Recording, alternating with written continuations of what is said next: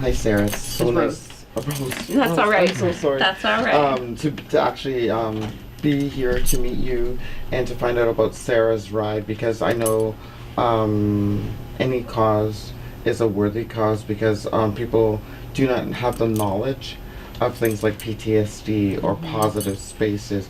We'll start with PTSD. I'm a frontline worker in the mental health and addiction population here in Regent Park and the marginalization. But we do get people or individuals that are working frontline also as firefighters, as Toronto police, and nurses. Like PTSD is I call it a silent killer, because you're educated, you see things, you're a part of something. You're an educated professional. Yeah, and people think that, oh, you just saw someone lying there with their guts out, and then the family gets involved, and just the whole trauma of and how that happened. You're expected to clean up your shirt and go home, and maybe 2 hours later you see something even worse than that. And coping with that is what people are not privy on doing, and there's not a lot of organizations that, especially for PTSD, it's not schizophrenia, yes, bipolar, yes, depression, yes, but PTSD, no. And I think just having the recognition recently by the government that this is sometimes an unavoidable injury, and it is an injury. It is a workplace injury, and I have personal experience with people suffering, colleagues of mine, and bless them. Like, it's just so hard to understand what they're going through, or to see it coming. And we're trying to keep aware and keep our eye and keep our love going to people who are suffering.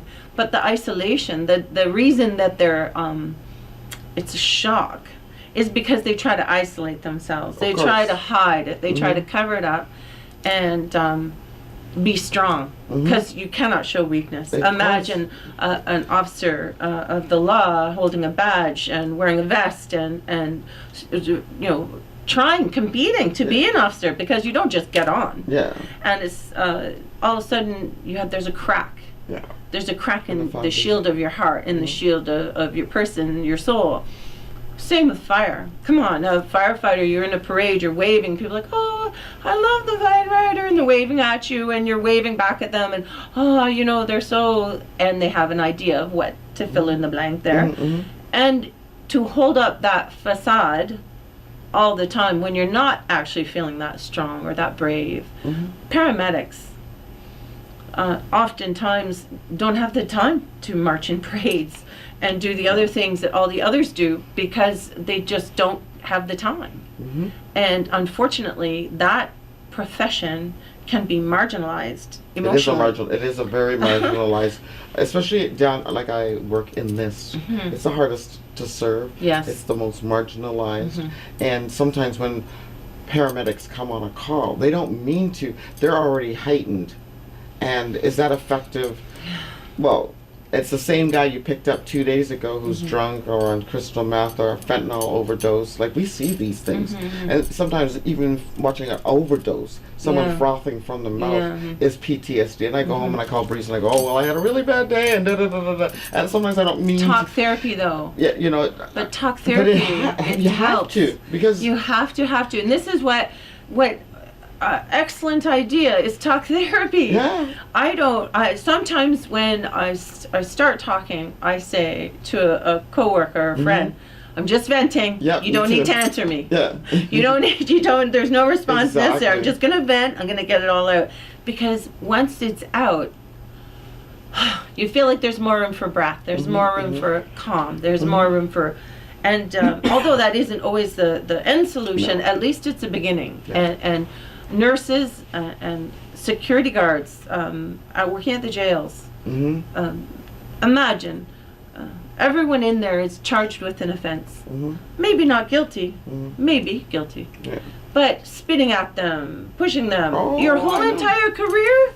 imagine this. And then people say, why are you suffering? What is it that, so. They don't see it. No, and that's what I mean. It's and just they don't that, expect that you bubble. to be human in your profession either, because there's days I go in, so recently, the guy he called me, nigger, this, and you have to be so composed and say, this person's not well. Yeah. But you're offending me. Yeah. You're hurting me. You're in my space. You're in my face.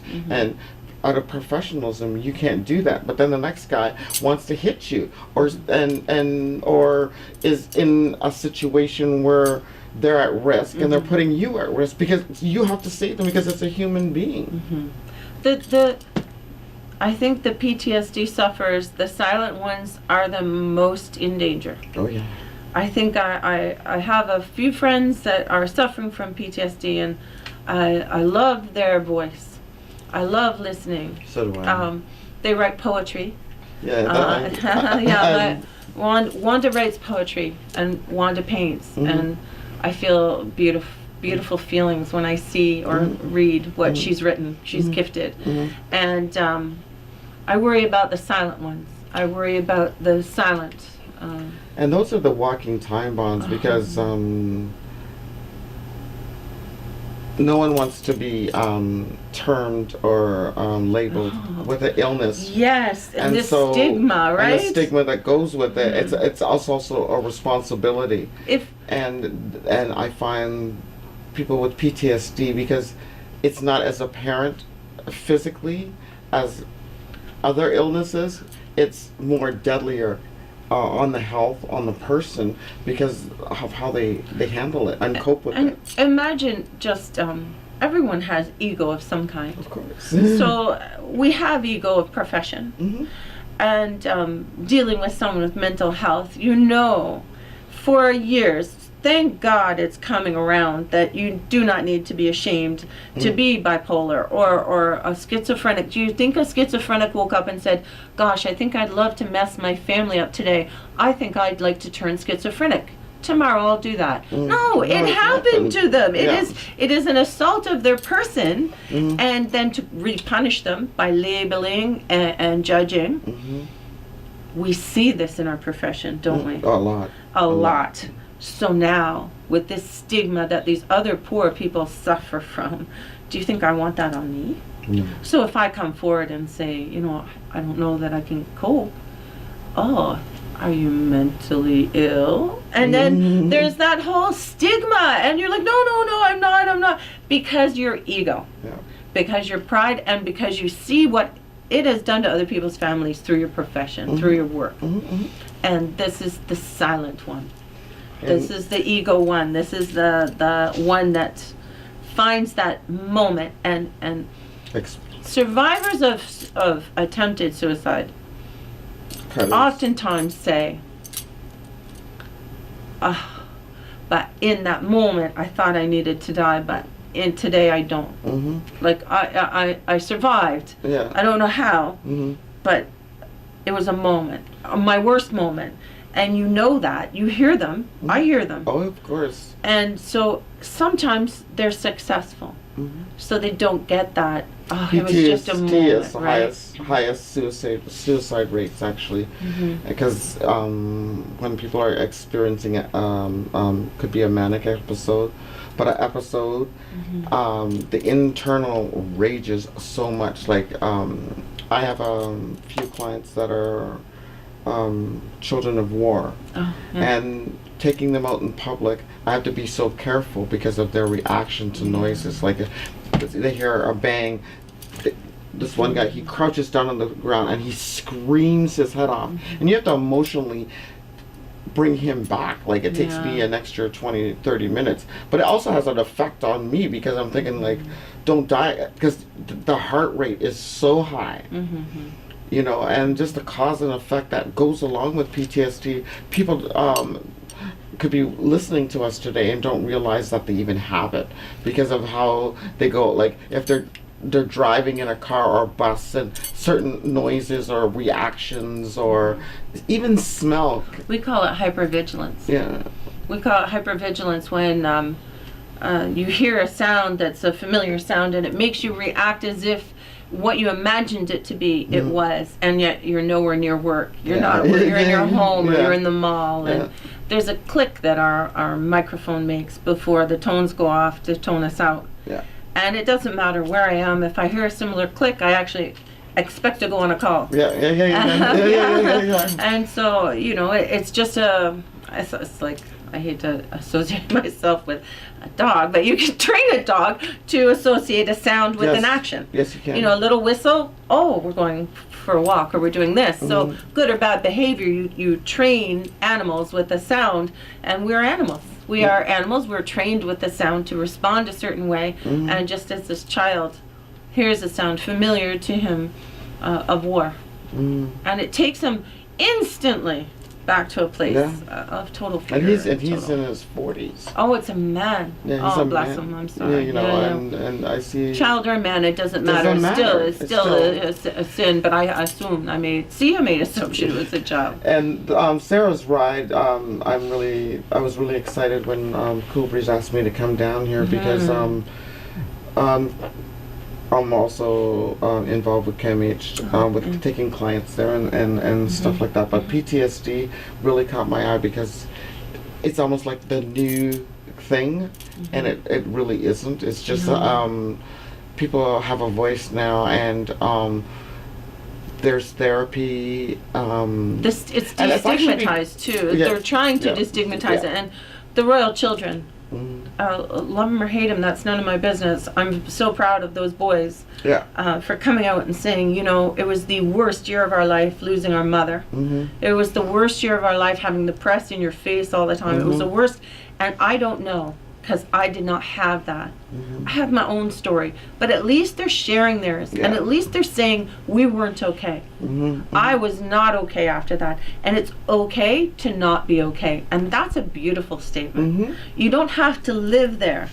I can have a bad day and be depressed for a moment, but I don't need to live there if I have coping strategies and help. CAMH. Teaching, all these special workers, all these frontline workers coping, and then excelling and returning to life. Yes. CAMH, thank you so much, and I hope we have a good turnout, and I hope we have a good chunk of money to give to help with PTSD research and treatment. Yeah, because it's now becoming one of those things that it's like that new disease, and it's been here for a long time. And I know I have clinical depression, so some of the symptoms are the same, but it's not a stigma anymore. No. You know, and it doesn't just take medication anymore. You know, because before they would just say, "Oh, PTSD medication." Now there's actual functions and roles and groups, and people are banding together that are like-minded or experience the same thing and putting it forward. And places like KMH provide positive spaces, so it doesn't have to be just you know, someone that's off the street and they're supposed to have it. It can be people that are professional. That's right. And I've watched recently, because the goodness of the internet, the wonder of the internet, it can be foul, but only if you use it that way. I believe I've learned so much. There was a group of World War II veterans that got together and discussed they called it shell shock back then, and how they came home and they misbehaved, but they acted the exact same way someone with PTSD acts, and now they're older men. And Vietnam, you cannot see that day after day and not come home upset and hurt and broken, and to now have a name for it. It's a shame we lost so many, and it's a shame so many of them. They're absolutely helpable, fixable. Oh yeah, they are. Savable. Only if we acknowledge, and only if we destigmatize and accept and learn that it could be someone sitting right in your room at work, and you might think, oh my gosh, I think I overlooked that. So teaching all of us what it is to be aware of, and making an open forum where CAMH has more accessibility to us, to have debriefings, to have talks after an incident where a police officer has seen something terrible, or we have fatalities in fire. Well, we go in, we find them, and we bring them out, and we try to resuscitate them, and then the paramedics try to resuscitate them, and then the nurses try to resuscitate them. So the chain of witness is big for that. So where's that follow-up? Where's the help? And before, there was no debriefing. You just got to go back, because I know when I first started doing community work, it was like that for the longest time. But as a consumer survivor now, and I work with consumer survivors. It's a little different, so we debrief, but sometimes you have to really rely on yourself and find coping mechanisms and just go out there and make that call or talk to somebody else that might be experiencing it to put things just a little bit back. I've seen people that are professionals that went through traumatic divorces that just fell apart and stuff like that with PTSD. So it's not just so it's there's a wide range of symptoms and problems that can cause stress or stress related illness, and a trauma is what you witness, what you feel, what you live through, what you experience, right? And the trauma is defined in the medical books on each case separately. Yes, it is. You can't say, some guy's seen 20 years of something and has never had a problem. Really? No, he hasn't. But, of course but he hasn't. even if they're strong, he or she is very, very strong, and he or she is back on the road, and he or she is, it doesn't mean that very next call isn't the one, but teaching them the things that you just mentioned. You mentioned that you have a way to deal with it. Well, how did you learn that? You got help. And so how do we learn if no one teaches us? How do we, and Sarah was big on that, for being I was going to just lead into that. Because she was big on a positive work environment for all. And you've got to imagine that women in the fire service in operations side, where we work on a fire truck, is a very narrow window. Of course. A very narrow window, and having that be, there's a way you must perform. You must do well. And if there are 2,500 men and 100 and something women, 200 women, if one of us make a mistake, it's magnified exponentially because there's so few of us to hold accountable. And yet, one of the, well, it's just Johnny or Bobby or Sam, it's just that guy. But, did you see what Rose did? And all of a sudden, I am a good skill I've learned, been taught, is to learn to laugh at myself. Yes. I get it. I'm like, whoa, my bad. I totally confess that, blah, blah, blah. And that's a good skill to have, but I did learn it over time. By being laughed at a lot. Of course. of course. I had a lot of brothers help me. And positive spaces, because not only a lot of people with PTSD might be marginalized because of their race, sexual orientation, and a lot of other things that... and imagine what they went through to come out. To identify. Yes, to identify. To be original, authentic. So I am a member of our Positive Space Committee. And I joined after Sarah passed. Because I said, no, come on, it's like a horse running wild. Grab the reins. Someone grab the reins, pull it in. What do we need to do to get it on track and get the horses working together? And I definitely wanted the Positive Space Committee to kick off, to be active in Toronto Fire. Right on. And I notice in community work and in this downtown, they have the symbol that identifies positive spaces, but it also makes more people inclusive, because some people if they experience something that might be sexual related to their gender, they were not coming forward to get help. Absolutely. You know. Yeah, you're shy or ashamed, or Yeah.